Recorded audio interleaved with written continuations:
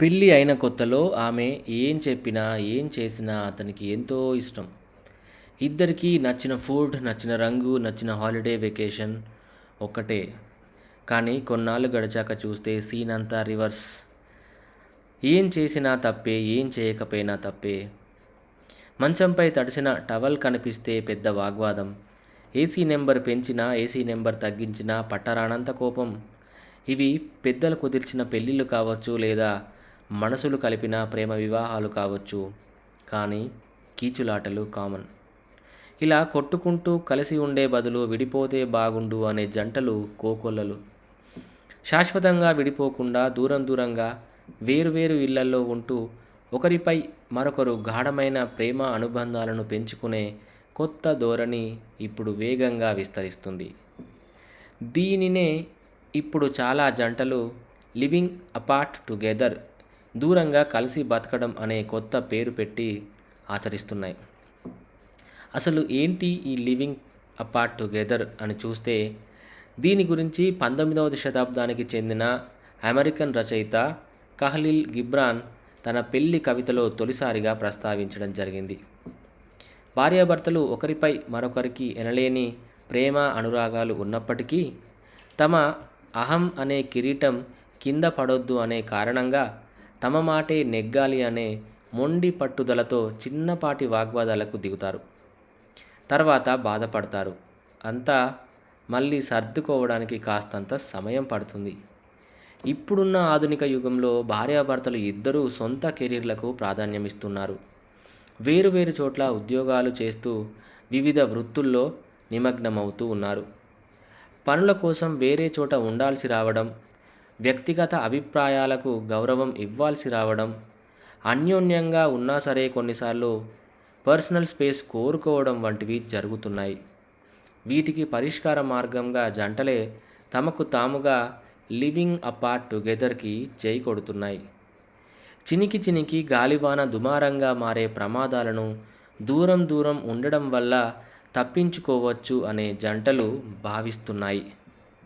దీనివలనే చాలామంది జంటలు ఈ లివింగ్ అపార్ట్ టుగెదర్కి జై కొడుతూ వాళ్ళ యొక్క జీవితాల్లో ఈ లివింగ్ అపార్ట్ టుగెదర్ని అనుసరించడం జరుగుతుంది.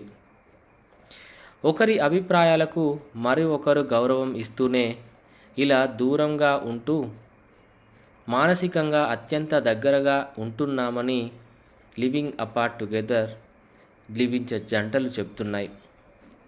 సాన్నిహిత్యంలోనూ కాస్తంత ఎడం ఉంచుదాం, ఈ స్వల్ప దూరాల్లోనే స్వర్గలోకపు మేఘాలను స్పర్శిద్దాం అంటూ పాటలు పాడుతున్నాయి. ఎవరికి ఇది బాగా నచ్చుతుంది అంటే, వేర్వేరు కేంద్ర రాష్ట్ర ప్రభుత్వ ఉద్యోగాలు చేసే జంటలు ఈ సిద్ధాంతాన్ని ఆచరించి మంచి ఫలితాలను పొందుతున్నాయి. ముఖ్యమైన పనుల మీద దూరంగా విదేశాల్లో గడపాల్సిన జంటలు ఈ మార్గంలో వెళ్తున్నాయి. వ్యక్తిగత ఏకాంతం కోరుకునే జీవిత భాగస్వామికి అత్యంత విలువ ఇచ్చే జంటలు ఈ సిద్ధాంతం తమకు ఆమోదయోగ్యమేనని చెబుతున్నాయి. వేర్వేరు కార్యాలయాలు, భిన్న వృత్తుల్లో విభిన్న సమయాల్లో పనిచేసే జంటలకు ఈ విధానం ఎంతో ఉపయోగకరంగా ఉంది.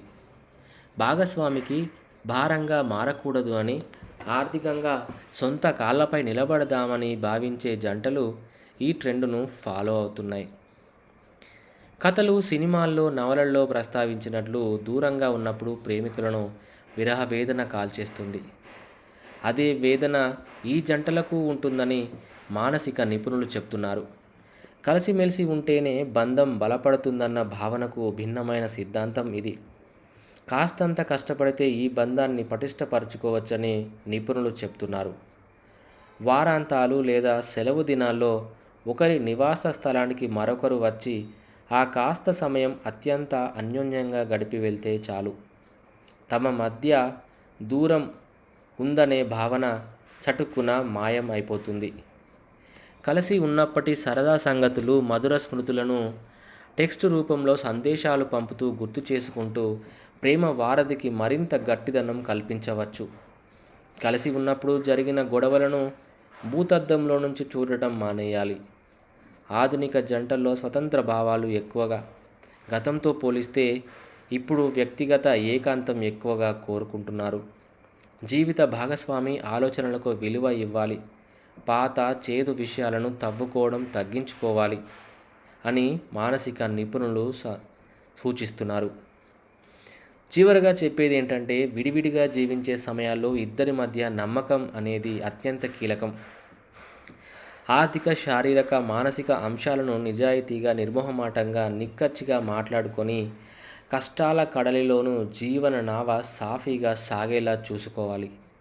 ఎప్పుడు కలవాలి, ఎక్కడ కలవాలి, ఎంతసేపు కలవాలి, ఏమేం చేయాలి అనే ముందే మాట్లాడుకుంటే వేచి ఉండడం తగ్గిపోతుంది. అనవసర కోపాలు, అపార్థాలు ఉండవు. భారతదేశంలో బ్రతుకుదెరువు కోసం లక్షలాది కుటుంబాల్లో పురుషులు వేరే జిల్లాల్లో, రాష్ట్రాలకు వలస వెళ్తూ వారి భార్యలను గ్రామాల్లో ఒంటరిగా వదిలేసి వెళ్తున్నారు. విశాల దృక్పథం, మానసిక పరిణితి కోణంలో చూస్తే భారత్లో దశాబ్దాలుగా ఈ లివింగ్ అపార్ట్ టుగెదర్ సంస్కృతి ఉందనే చెప్పాలి. ప్రత్యేకంగా దీనికి పేరు పెట్టకపోయినా మన దేశంలో నోయిడా, గుర్గావ్, ఢిల్లీ, ముంబైలలో ఇద్దరూ పనిచేసే చాలా జంటలు ఇదే సంస్కృతిని ఆచరిస్తున్నాయి. వేరు వేరు చోట్ల ఉద్యోగాలు చేయాల్సి రావడం, సొంత ఊళ్ళలో తల్లిదండ్రుల బాగోగులు చూసుకోవాల్సినటువంటి బాధ్యతల కారణంగా మెట్రో నగరాల్లో చాలా జంటలు ఇలాంటి పరిస్థితులనే అనుభవించడం జరుగుతుంది. పశ్చిమ దేశాల్లో ఇప్పుడిప్పుడే ఈ యొక్క లివింగ్ అపార్ట్ టుగెదర్ సంస్కృతి బాగా విస్తరిస్తోంది.